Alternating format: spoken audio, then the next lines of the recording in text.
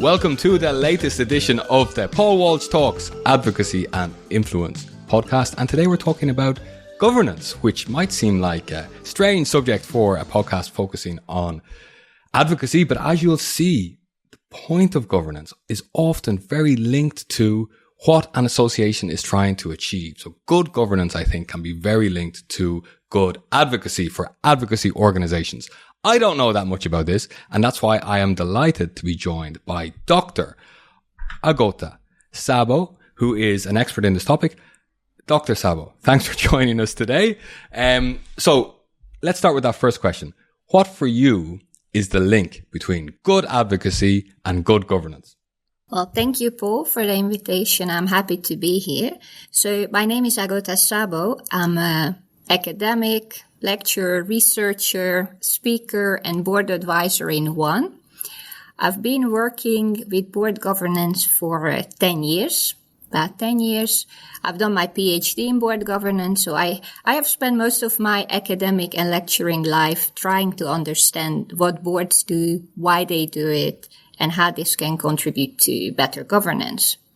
So I'm sure most people already have a bit of a governance fatigue. So when they hear the word and they are like, here we go again, good governance. So why do we have to talk about this? Well, it's the topic that people like to avoid, but you've gone the opposite direction. You said, I want to embrace this.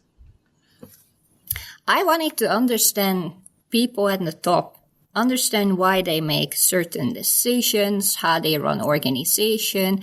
And I always kept coming back to the same point. Yeah, governance framework, structures. How do we actually connect governance decisions to strategy implementation? Why is it so essential for organizational success? If you think about boards, in most organizations are the main decision-making body. So if you don't understand how they function, are they doing a good job or not, how can you really make sure that your organization is going to survive in the long term? So governance in general, and also for advocacy organization, is important because governance decisions shape strategy implementation, also how you carry out your mission as an organization, how you respond and communicate with stakeholders, and how do you promote transparency, accountability in decision making. And what's interesting about governance is also used as an element in control, organizational control, to prevent abuse of power, which I'm sure you heard about. Sometimes it does happen at the top. So I think that when it comes to governance, a lot of people look at it from a compliance point of view. It can almost become a check the box exercise. We have met our governance requirements. What's wrong with that approach? Yeah, exactly. Governance often seems like an end result. We have good governance. We can close the books now and we can go home. It's done. And actually, good governance is a starting point. So you have to have everything in order. You had to tick all the boxes, but that's for legal purposes. But what are you going to do afterwards with all those good governance practices, recommendations, how you are going to use your governance framework and structure to become a more efficient and effective organization? That's the real question. I think that's one of the biggest challenges today, that it is a compliance-focused exercise.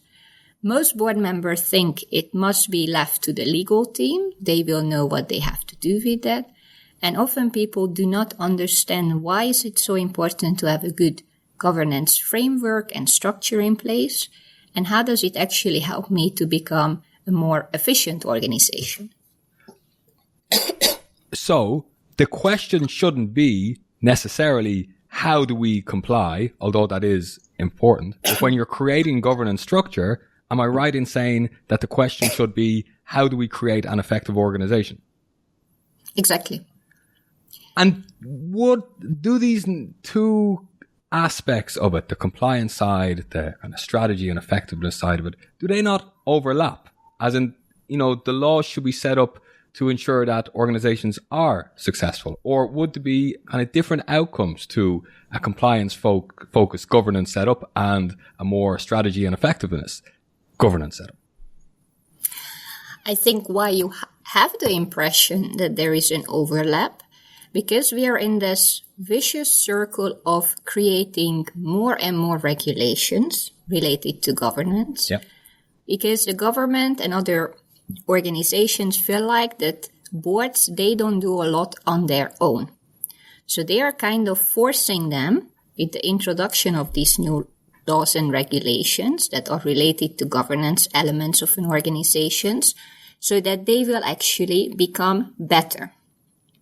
But that's a trend we also see and expect for the coming years, is that there will be two types of boards or organizations. One that is really trying to clean up their own mess and try to become a more advanced board, tries to move away from the compliance focus and actually does something much more meaningful with governance. And there will be another group of boards who will just trying to react and constantly keep up to meet those regulatory expectations. So there will be these compliance-focused boards that need to be forced to become better, more efficient, more reflective by the regulatory environment. And there will be more advanced boards who will actually do the job themselves before there is a regulation introduced. Okay. I think we're talking about a change in mentality. And I think there's a couple of ways of looking at that. There are a couple of ways of looking at that. But just one question. What advice would you give to an entrepreneur who is joining a board of a non-profit for the first time? The first question you should ask, regardless if you are joining a board or you are on the board, I think it's so essential that what do I bring to this board? And many people come up with very standard answers like, I have been a board member for 15 years, or I am a successful CEO of an organization, so I understand how strategy works. I understand the market. Or I'm very good in advocacy. I have 15 years experience, etc. These all sound like fine answers. Yeah, fine or good. There is a big difference. And maybe there are 5 other board members on that board who already have 15 years experience in advocacy. And then you joining with your advocacy experience, is that really added value to that board?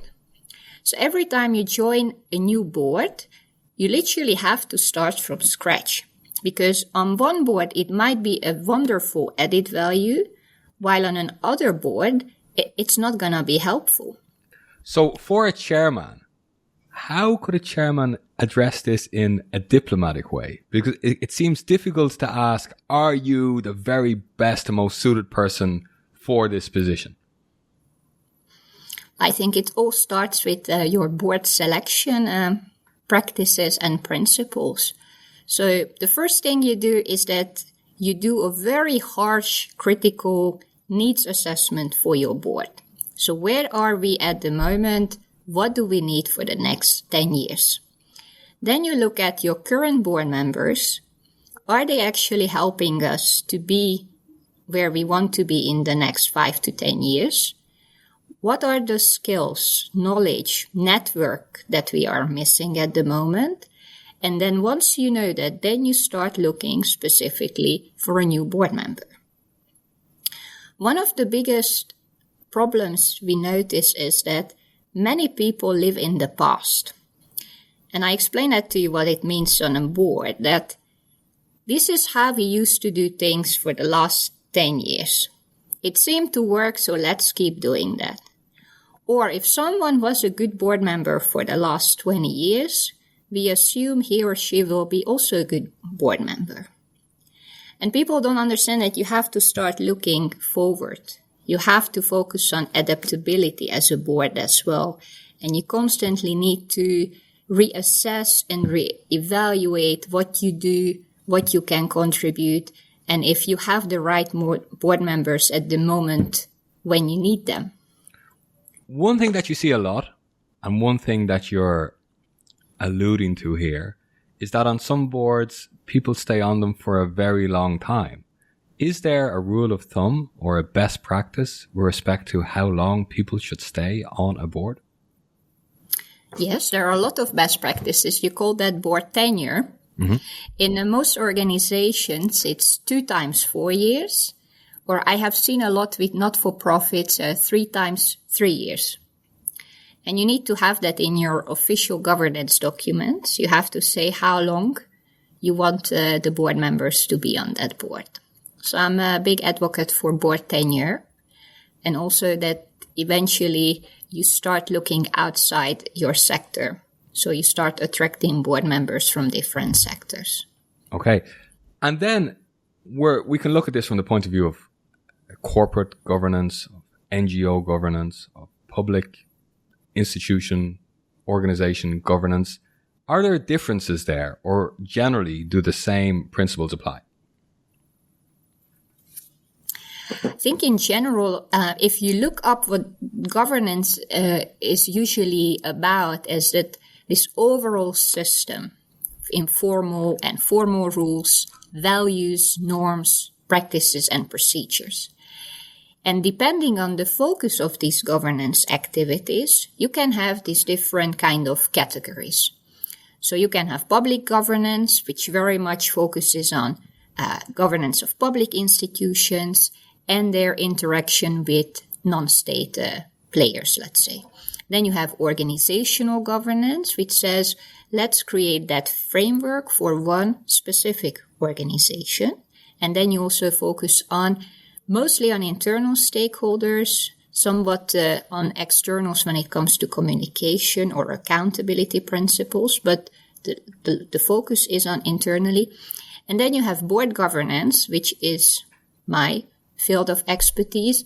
When you zoom on the board of directors, depending on if you have 1-tier or 2-tier board structure, then you look at the governing board decision-making processes, their oversight activities, and how they function as a board, and how executives and non-executives work together. So it's really about the focus of the governance activities, but the foundation of what governance is about is the same, regardless if you're talking about the corporate sector or a not-for-profit or an advocacy organization. When you are brought in to help boards who are struggling to be effective, where do you start? First, I try to ask if I could attend a board meeting. That's a good start. Yeah. And is that sometimes controversial? Yeah. Okay. So how could you help with their governance if you weren't able to actually witness what actually happens? What would happen, some organizations would ask me to first look at their governance documents. Mm-hmm. But I've already learned after a couple of years that what you have on paper and what you actually implement in the boardroom might be 2 very different things. Surprise, surprise. Yeah. So it's nice if you have, and most of the time, their governance documents are in order. Yeah. So, but that's when you ask, isn't that normal? No, most organizations think that you are there again to help with compliance. Yeah. And then I say, I do everything that comes beyond compliance. So one of the elements we start with is either I have a talk with the CEO. You would be surprised, but 99% of the time when they ask for a board advisor, it is the CEO. Yeah. Because they feel the need that something has to change. The organization is not functioning in a way as it should be. And they are the ones who say, okay, can you help me to see what is happening? Because people feel that something is not okay, or the decision-making is too slow, or people don't respond in a way as the CEO would expect it. But they can't really put their finger on what is happening.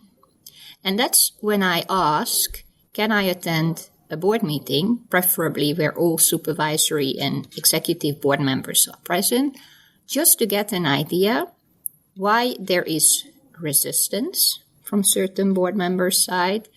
What is the general dynamic? Are there board members who are the actual informal leaders of the group? Is the chair the one who controlling the situation? or there is another strong board member who is actually making the decisions and influencing. And I must say, it also gives me a bit of an idea about the level of knowledge when it comes to governance. So I ask one or two questions, and then it already shows me that, okay, how much people care about it, how much they understand. You would be surprised how many times people don't understand their own governance framework. So what type of questions do you ask? Yeah, for example, that's the first one. Do you know why you have the governance framework you have? How long have you been working in this type of organization? What did you change since day one? Because you had to change as a board member, because you're joining a whole new team. You had to change the way you think, or the way you look at the sector, the way you talk with the CEO. Another question is I ask, have you had a session with the CEO when you discussed what kind of board, supervisory board, do they need? And that's usually when people say, why should we have this meeting? I said, because you either have a new CEO or you are the one joining as a new member. So you have to understand what kind of leadership is there and how they want to work together. Do they really need a supervisory board? Do they need an advisory board? Do they want someone who is really asking tough questions? Do they want someone who is there in a more controlling function? So if you don't have this conversation, for example, the dynamics between executives and non-executives can go easily wrong. Okay. And this is all about linking back to the objectives and the strategy of the organization and how governance can be a means to achieve that. Yeah. So you're reframing I think you're reframing the discussion in a way that is on the one hand obvious, but on the other hand unexpected.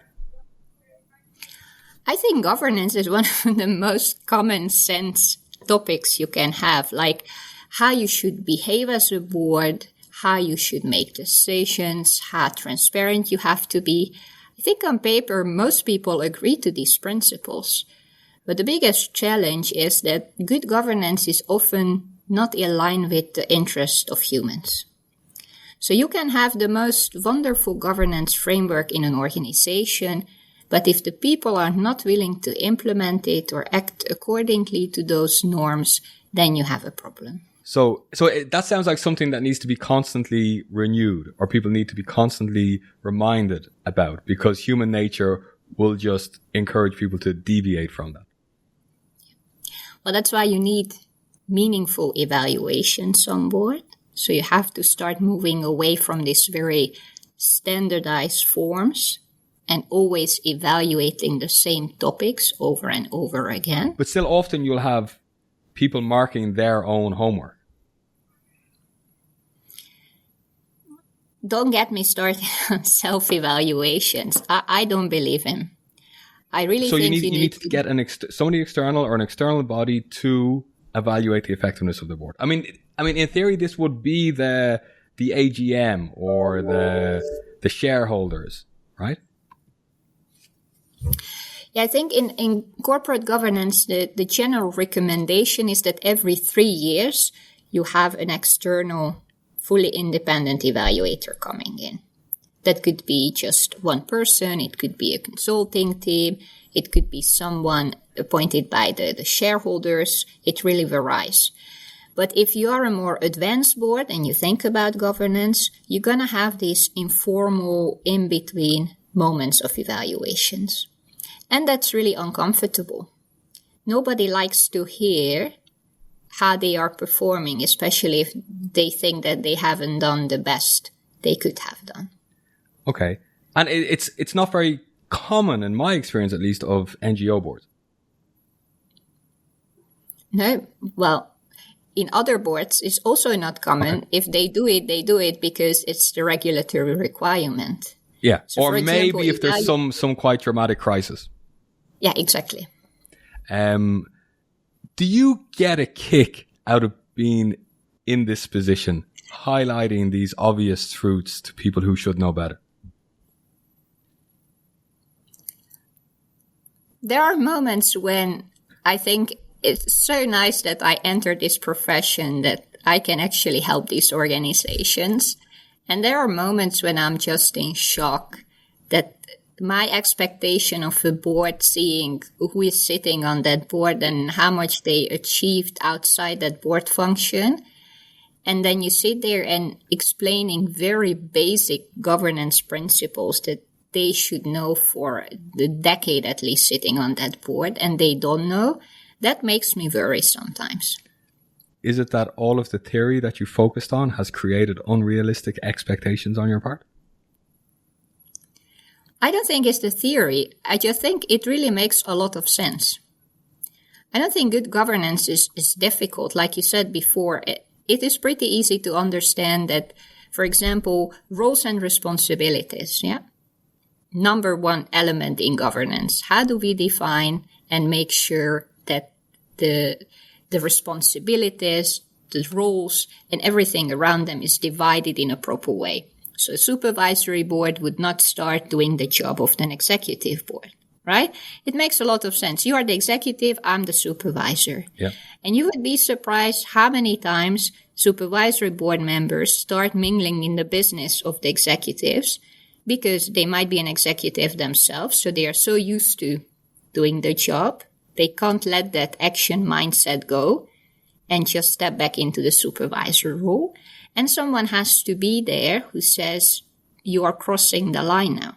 But if somebody's... And even that is already not working out. No, because if somebody's in the middle of that situation, it's very awkward and unpleasant to raise an obvious issue like this. So people tend to let it go. I think people in general don't like conflict. And at that level, they also don't like conflict. But does that mean that we should have dysfunctional boards just because we don't want to have the conversation about dysfunctional members? They need to get somebody who, in a very nice way, in a very calm way, will explain everything that's wrong with what they're doing.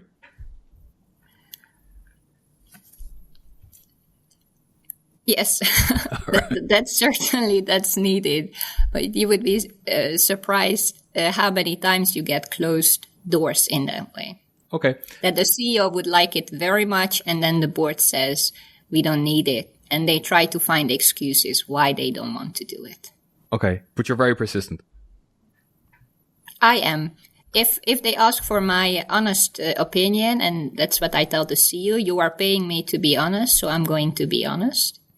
And sometimes it turns into a lecture on governance.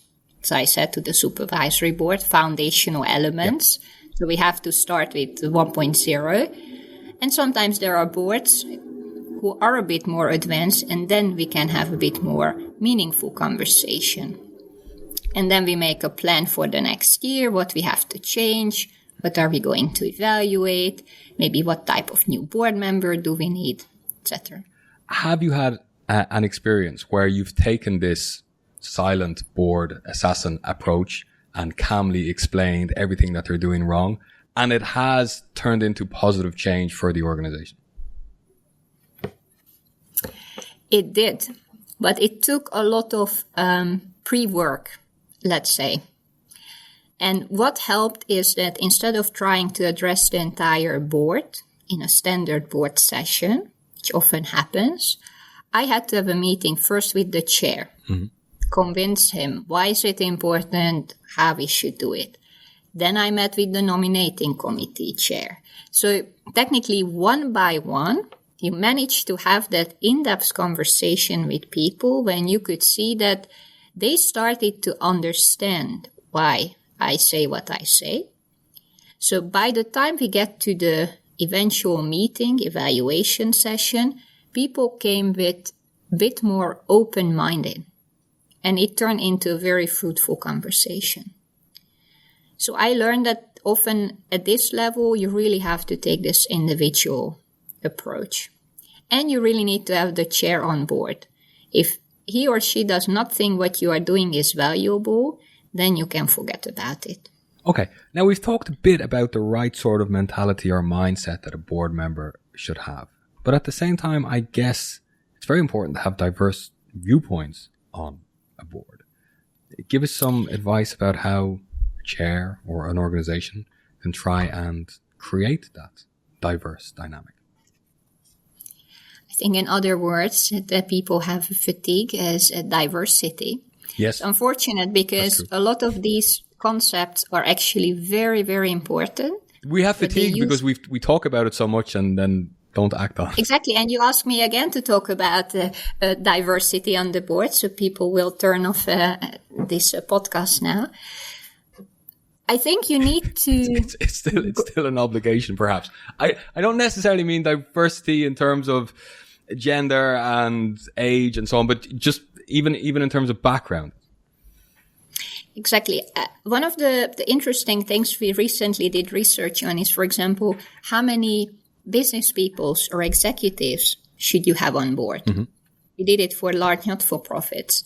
That you also have to have diversity in terms of that you want people who are executives, but you also want people who have very different experience, different understanding of an organization, different background. But also how you perceive governance. So are you a compliance-focused person? Are you a strategy-focused person? Do you understand who you represent on that board? So governance diversity is also essential. Experience, background. But again, compliance very much focused on gender, race, age. So I think age diversity is still a big issue as well, if you think about that. I don't often see very young board members on boards. And you see board members who are sitting on various boards at the same time for 20, 25 years. So I'm kind of hoping that new diversity principles will also allow new people to join boards. Well, the rules on tenure should solve that. Or could at least help to solve that, right? If they were applied. Good. Yeah. So, kind of sticking to that point to a certain extent, what's the future of governance? What are the new trends that are being introduced? What exciting innovations, could you say that, are taking place in this field? Well, I would love to give you a very positive, hopeful outlook, but I'm not that positive myself. I feel that, as I said, good governance is not in line with the interest of a lot of people, or it's simply uncomfortable. It leads to a lot of conflict among people if you want to implement it in a meaningful way.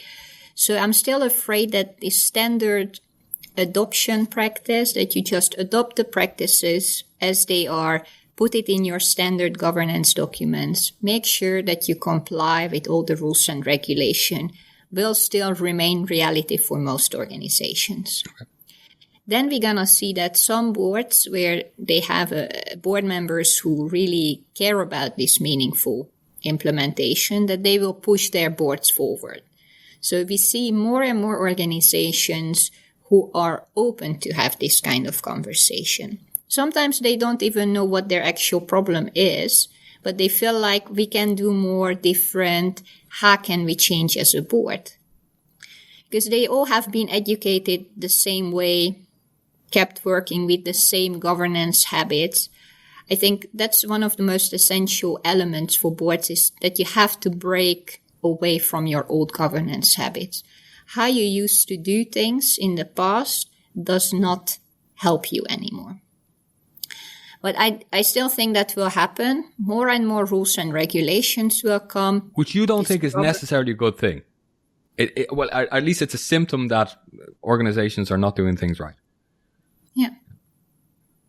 I think that's the only way now. Until we really see the shift that organizations start making that change themselves, you have to start forcing them to do. Well, even just mandatory governance training before you become a board member, so that you could just be reminded about all of these common sense principles.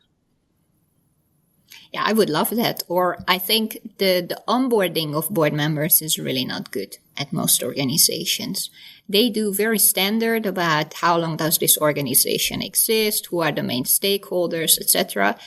But I ask, have you ever had a conversation about what are the values of this board?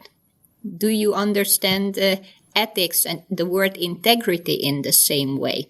For example, yeah, that's what we see in value-based leadership, that some board members in our session starts to mention, but do we have the same understanding of transparency? because that's also very much influence your decision-making process as a board. So value alignment, they'll call that. So I think some of these boards, advanced boards, let's call them like that, they will actually try to focus on that more. Okay, fine. So, and I think one more thing that I think will happen is that eventually there will be more critical approach towards board selection. So that you already start seeing that they are opening doors. They try to see who can be brought on as a new member, what are the new skills and knowledge we need. So slowly we start seeing a change in the group of people who actually become board members, which is a positive change. Sure. Very good, Agota. Well, I think you've done a fantastic job of reminding us of these straightforward, to a certain extent, obvious, important, common sense principles. I'm glad that although I managed to get you to speak about diversity, which of course is extremely important and should be a priority for everyone, you didn't start talking about AI when I talked about the future of governance. So you're not suggesting necessarily that we could just ask ChatGPT to reshape our governance structures and then comply with that. Although who knows what will happen in the future. Agota, it's been an enlightening discussion. Thanks for your time. Oh, thank you so much, Paul. I really enjoyed doing this podcast with you. Cool. Thank you.